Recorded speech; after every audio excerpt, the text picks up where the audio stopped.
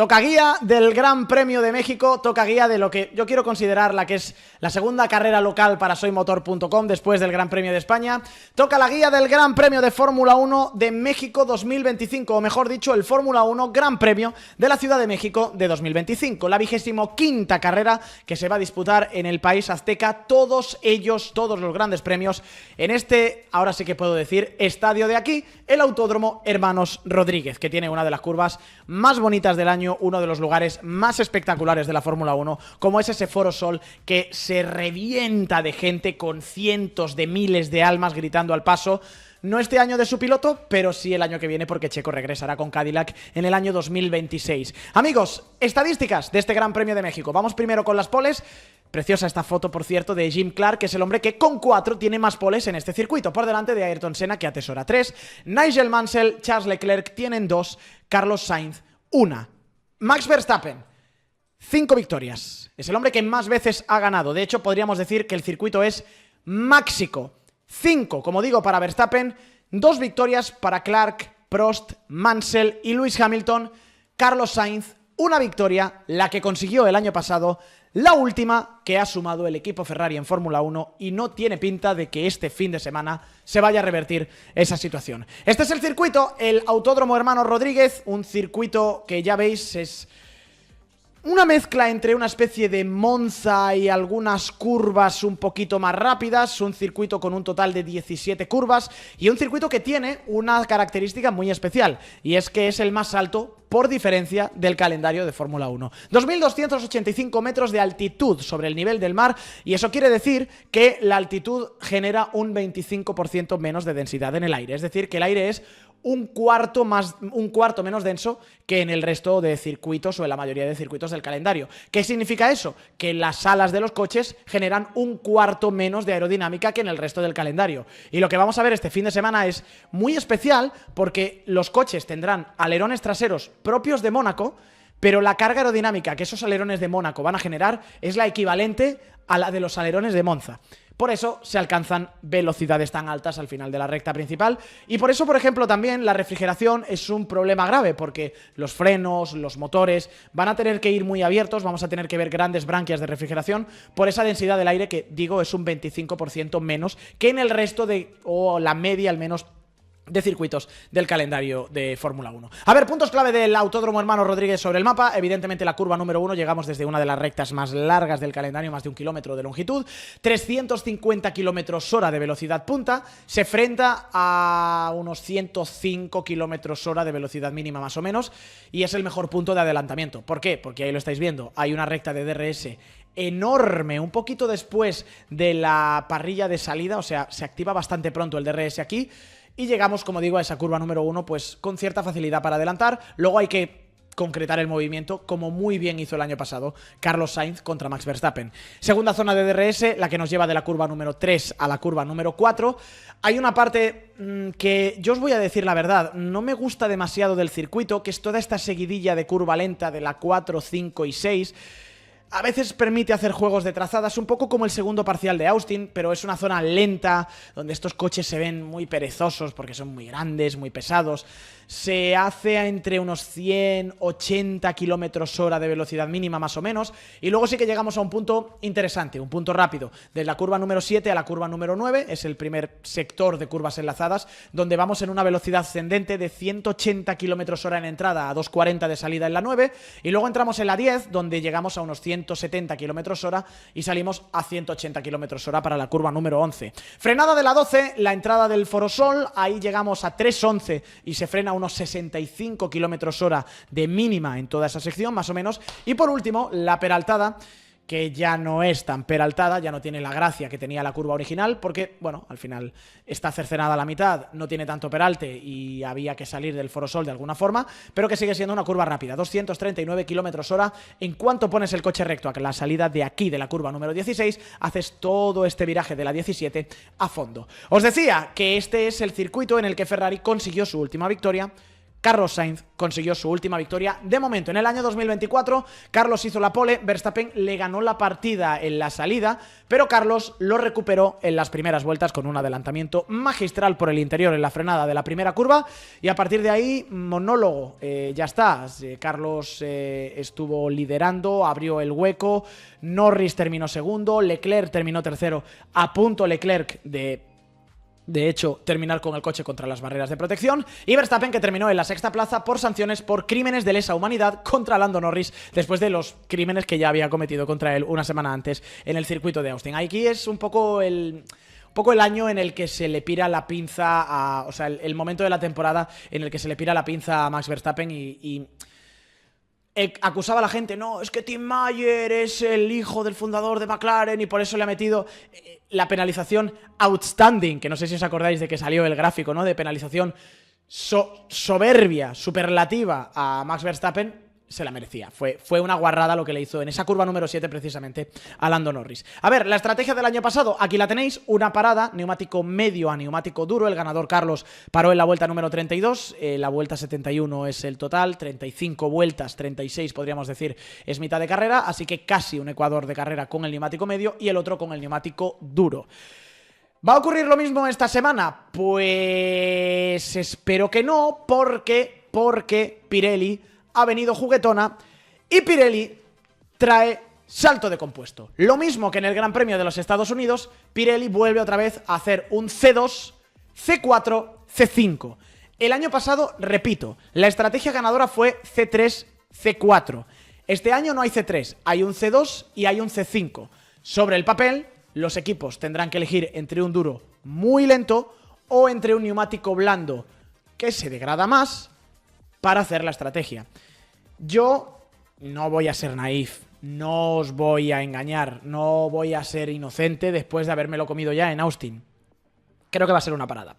Creo que va a ser una carrera a C4, C5, que el C2, el neumático duro, es demasiado duro como para hacer nada, y que, bueno, Pirelli está bien, lo ha jugado, lo ha intentado, los neumáticos son buenísimos, pero los neumáticos aguantan mucho, y por tanto me temo que Pirelli pues a no ser que traiga un C6, la estrategia va a quedar muy condenada, yo creo, a ese neumático C4, C5, salvo que nos encontremos con una degradación mucho mayor, que yo no espero porque en Austin ya no la tuvimos. Vemos aquí un poquito cuáles son las exigencias del circuito. La evolución es un 5/5, la abrasión del asfalto es que es muy poca, el estrés del neumático es muy poco también, un 2/5, el estrés lateral es un 2/5, entonces es raro, sinceramente, es raro que vayamos a tener una estrategia, yo creo, a dos paradas. Ojalá que sí. Y con todo eso en la coctelera, señoras y señores, es el momento del ordenador, de ver cuáles son las previsiones que el Soy Ordenador nos da para este Gran Premio de México. Que he hecho una cosa, por cierto, he ido todavía más al detalle y he puesto sobre el total de 5 la media que nos da cada uno de los equipos, para que veáis que muchas veces el orden que ponemos es con los equipos igualados exactamente al mismo tiempo, o sea, o a la misma media, a la misma calificación, pero hay ciertos componentes, ciertos decimales, podemos decir, tendencias del equipo que decantan la balanza de un lado a otro. Pero básicamente vais a ver que hay equipos que tienen la misma nota y eso significa que uno puede terminar delante del otro perfectamente, pero hay que ordenarlos de alguna forma. Y lo que dice el ordenador es que en este circuito, donde la velocidad punta importa un 4/5, la curva lenta es de un 5/5, la curva rápida un 4/5 y el desgaste un 2/5, muy poquito en ese sentido, estas son las cifras. Red Bull, sorpaso, Red Bull es el mejor equipo para México.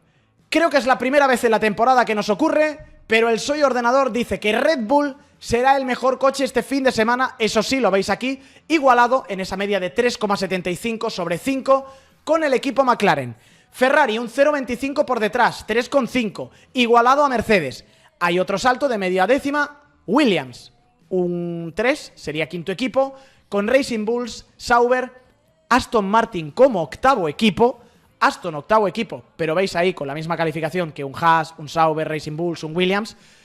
Haas, noveno equipo, Alpine cae otro poquito más, 2,5 de media, décimo equipo en este Gran Premio de México. Todo ello, si respeta el tiempo, que ya os digo yo, va a respetar.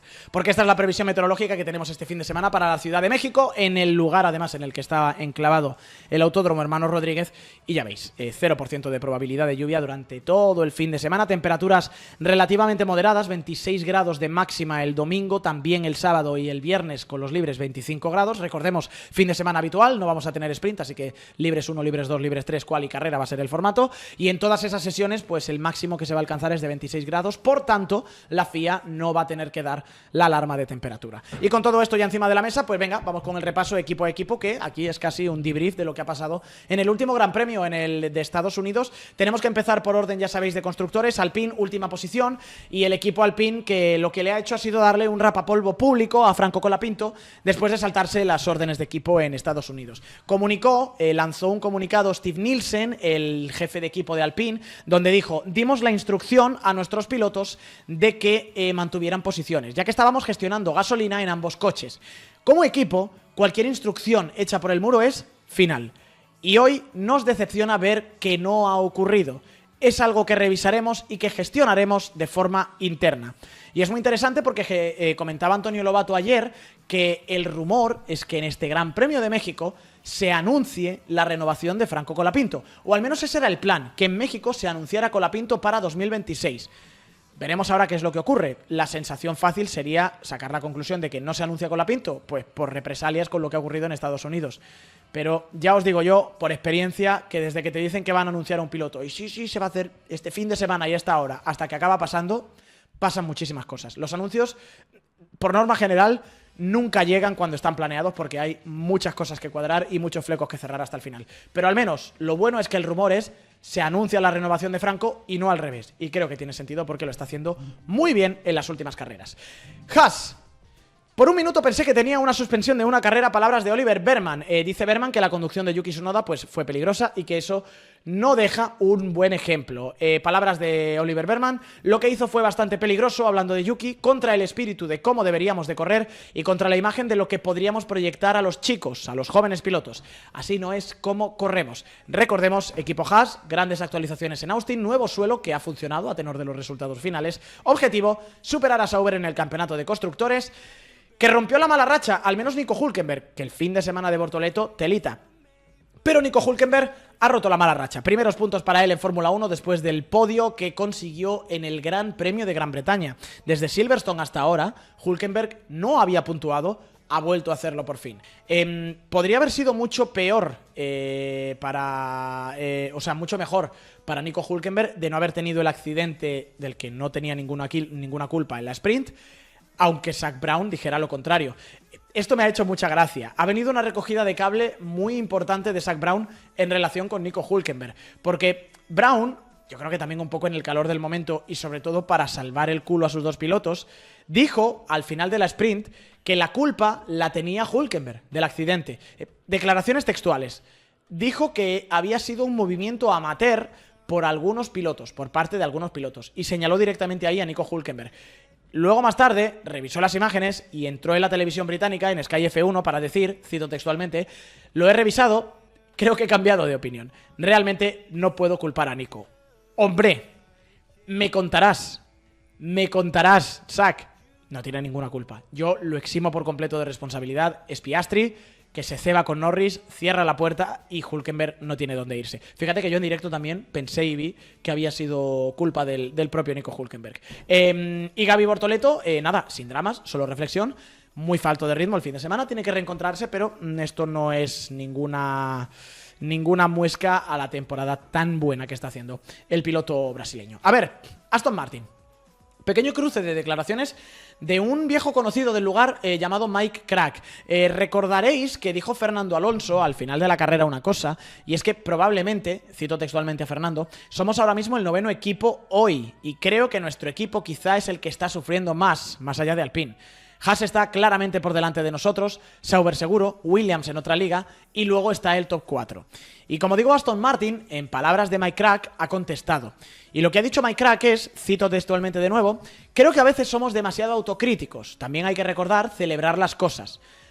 Y sobre el comentario del 9º coche, matiza: hay que revisar esos análisis en detalle. Algunos usaron blandos, otros medios, otros duros. Tenemos que ver los datos antes de decir realmente dónde estamos en ritmo. Crack un poco me da la sensación de que ha sido el hombre designado por Aston Martin para dar estas declaraciones, estas charlas un poco de estamos mejor de lo que parece, porque en Monza, por ejemplo, también, cuando Alonso dijo que era un milagro lo que hizo en clasificación, dijo que no había sido ningún milagro y que era parte del rendimiento del coche. ¿Dónde está la verdad? ¿En lo que dice Crack o en lo que dice Alonso? ¿En la posición de Fernando o en la posición de Stroll? Pues yo supongo que, como todo en la vida, en un punto medio, ni noveno coche, ni tan bien como quizá parece querer señalar Mike Crack. Racing Bulls, fin de semana sin pena ni gloria para ellos, sinceramente. Lo único destacable para mí es que hicieron el pit stop más rápido del fin de semana en Racing Bulls. 2.18 para Liam Lawson, 2 carreras sin sumar y Aston está a 3 puntos en el campeonato. La mejor noticia para Racing Bulls, yo creo, llegando a este Gran Premio de México, es que se quitan de encima, no esa decoración leopardo feísima, que, a ver, en el coche todavía queda bien. Se quitan de encima los bonos que llevaban los mecánicos, que eran demenciales, pero absolutamente terribles.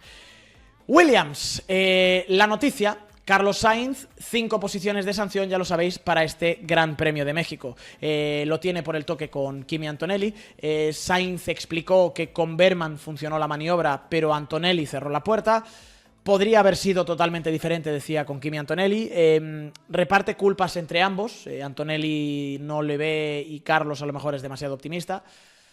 Yo, viendo el movimiento con el reglamento en la mano, es sanción de Carlos y son las 5 posiciones, porque es una sanción de 10 segundos que se reconvierte a 5 posiciones. Pero yo, esto de nuevo de que no tenga derecho a la pista y tal, no me gusta, sinceramente. Me parece que es una forma de correr que yo al menos no me identifico con ella y no me gusta esto en Fórmula 1. Fue una pena, sinceramente, porque la primera parte del fin de semana estuvo genial, ya lo veis ahí en la foto, el podio que consiguió en la carrera del sprint, y tenía buena pinta para la carrera del domingo. Se envalentonó con Berman, le salió. Estaba luchando por la 7ª posición y la cosa con Antonelli pues no acabó de funcionar. Pero Carlos lleva esa tendencia alcista desde el Gran Premio de Azerbaiyán, incluso antes, diría también. Ya está pues acercándose a Alex Albon, que este fin de semana no ha tenido un fin de semana espectacular, falto de ritmo. Decía Albon en la entrevista después de la carrera que en cuanto montó el neumático duro en la primera curva ya sabía que la carrera iba a ser un torro absoluto, que iba a ser terrible, y de cara a México yo creo que lo que tiene que hacer Williams es resetear. Vamos a volver más fuertes en México, decía Alex Albon por parte del equipo. Para mí tiene que ser un circuito favorable para el equipo. Baja carga aerodinámica, largas rectas, sin curvas de apoyo sostenidas. En fin, yo creo que es la mezcla que le viene bien al equipo Williams. Red Bull, vamos a ver. Red Bull, el equipo de moda, y parece, yo creo, que ahora mismo el piloto de moda Max Verstappen en la parrilla. Sería épico si Max es capaz de remontar este campeonato del mundo, y tiene todas las opciones en contra. Quiero volver a insistir, Max es tercero, son 26 puntos contra Norris, son 40 puntos contra Piastri. Yo ahora mismo, si quisiera ser alguien sin tener experiencia en Fórmula 1, querría ser Oscar Piastri porque tengo 40 puntos de ventaja, pero el coco viene, y aunque lo tiene muy en contra, ya ha dicho gente como Jonathan Whitley, por ejemplo, que bien conoce a Verstappen del paso por Red Bull, que Max está acostumbrado a reescribir las reglas. Es algo que ha hecho toda la vida. Verstappen habló después de la carrera, declaraciones muy interesantes en las que dijo, sin pelos en la lengua, que habría llamado idiota a cualquiera que le hubiera dicho antes del parón veraniego que iba a estar luchando por el campeonato del mundo, tal y como está la situación. Y el truco, ¿dónde está? Pues dice el propio Verstappen que es una mezcla un poquito de todo. Dice Max que hemos encontrado una buena vía con el coche. Es así, de simple. Por supuesto, hemos metido actualizaciones, pero simplemente hemos entendido mejor el coche. Y México va a ser un momento importante para muchas cosas en el equipo Red Bull. En primer lugar, México va a ser un momento importante para Max Verstappen para seguir recortando puntos contra McLaren. Vuelvo a insistir otra vez en la estadística. Son 5 victorias de Max en México, el hombre que más veces ha ganado aquí. Es un circuito que se le da muy bien. Va a ser muy... Quiero ver cómo lo juega en clasificación, porque tal y como está dispuesto este circuito, en general hacer la pole tampoco es una grandísima ventaja. porque hay mucho recorrido hasta la curva número 1, el rebufo funciona mucho. Y yo creo que Verstappen ha sido muy pillo otros años y ha decidido no hacer la pole para quedarse en primera, segunda línea y poder pillar el rebufo. Quiero ver cómo lo juegan. Y en segundo lugar, más allá de Verstappen, va a ser un fin de semana muy interesante por el segundo asiento del equipo Red Bull, que tiene tantísimos postulantes. Ha dicho Helmut Marko que después de México tomaremos una decisión sobre quién será el compañero de Max en 2026. En 2026, perdón. ¿Quién va a ser ese compañero? Pues a ver, lo que todo el mundo dice es Isa Hadjar. Max y Hadjar en Red Bull. Lindblad y Lawson o Tsunoda en Racing Bulls. Ese es un poco el movimiento. Lo hemos contado al inicio del directo, os lo metemos aquí también en la guía porque está relacionado con Red Bull. Pepe Martí se va a la Fórmula E, va a estar con el equipo Cupra la temporada que viene y eso significa que no hay ahora mismo pues una vinculación directa o un camino directo para llegar a la Fórmula 1. No sé si va a seguir dentro de Red Bull como atleta Red Bull de alguna manera o si se desvincula por completo de la marca austríaca, pero desde luego que Pepe Martí ya no entra en esas cábalas. Tenía que conseguir la superlicencia, pero no entra en esas cábalas para estar el año que viene. Creo que Alex Dunn tampoco, porque Dunn, recordemos, Artur, no tiene todavía la superlicencia y por tanto no podría estar el año que viene en Fórmula 1 a no ser que termine cuarto o mejor en el campeonato tercero y mejor en el campeonato de Fórmula 2. Ferrari, tercer clasificado en el campeonato o con 3 puntos de ventaja sobre Red Bull, lo que quiere decir que dentro de poquito le van a levantar esa posición.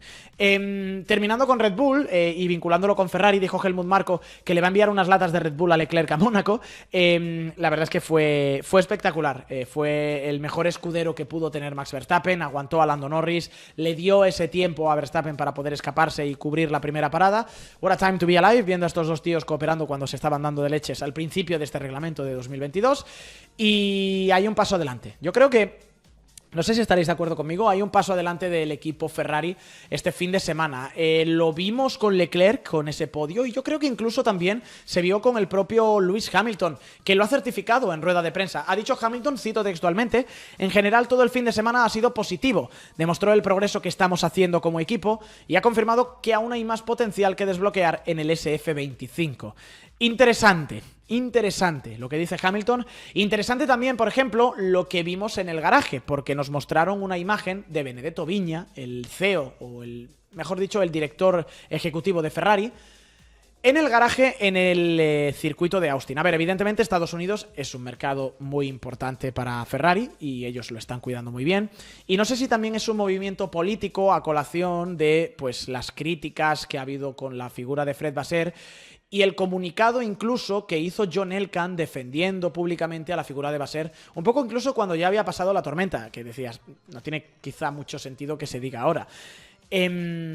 Quizá refuerza esa parte política, la presencia de Benedetto Viña. Desde luego que ha hablado Vasseur y Vasseur al final ha explicado un poco el porqué de esas palabras de John Elkann. Dice Fred que él ya conocía del apoyo del equipo y que esto más bien ha sido un mensaje a una tercera persona, porque él ya sabía que tenía el apoyo de la cúpula. Cito textualmente: es bueno para cualquiera tener este tipo de mensajes, dice Vasseur, pero como tenemos un contacto permanente, ya habíamos tenido ese mensaje. Fue más para una tercera persona, para un agente externo. Christian Horner, quizá es a quien se están refiriendo en Ferrari, y Frédéric Vasseur. Mercedes, invisible durante el fin de semana. Antonelli el domingo envuelto en el golpe con Carlos, así que no pudo hacer nada. Y Russell en la sexta posición. Ha hablado Russell y ha hablado un poco de la frustración que da competir con estos Fórmula 1 tan sensibles al aire sucio, tan igualados, y también con otro factor, y es que los neumáticos de Pirelli son muy buenos y no degradan, pero necesitas a veces degradación para generar un delta de velocidad cuando los coches están tan parejos. Dice Russell, ahora mismo la Fórmula 1 es una carrera hasta la curva número 1. No hay degradación, solo hay 3 décimas entre el coche más rápido y más lento del top 6, y al menos necesitas medio segundo para adelantar. Si hubiera salido tercero, habría terminado tercero, he salido sexto y he terminado sexto. Un tema, y lo dice el propio Russell, no es un palo a Pirelli esto, ¿eh? Ellos defienden el trabajo que está haciendo Pirelli, pero el tema es que como está la parrilla tan ajustada y el neumático es tan bueno y no degrada, pues no se genera el delta de tiempo suficiente como para poder adelantar. Opciones de México para Mercedes, pues poco, la verdad. Ahora mismo más bien pocas. Ellos apuntan a Qatar y apuntan al Gran Premio de Las Vegas como los mejores grandes premios que les quedan por delante. Y hay que cerrar el repaso con McLaren. Punto de inflexión. A mí me parece que es un punto de inflexión lo que McLaren ha vivido este fin de semana en el circuito de Austin. En Monza se empezó a cocinar algo que ha terminado por bullir, por estallar en este Gran Premio. Piastri estuvo fallón y nervioso, hubo ese toque en la salida y ha habido pánico generalizado en el equipo porque llega Max Verstappen. Vamos a ir por partes. En primer lugar, Oscar Piastri. ¿Qué le pasó a Piastri? ¿Por qué estuvo tan mal en Austin?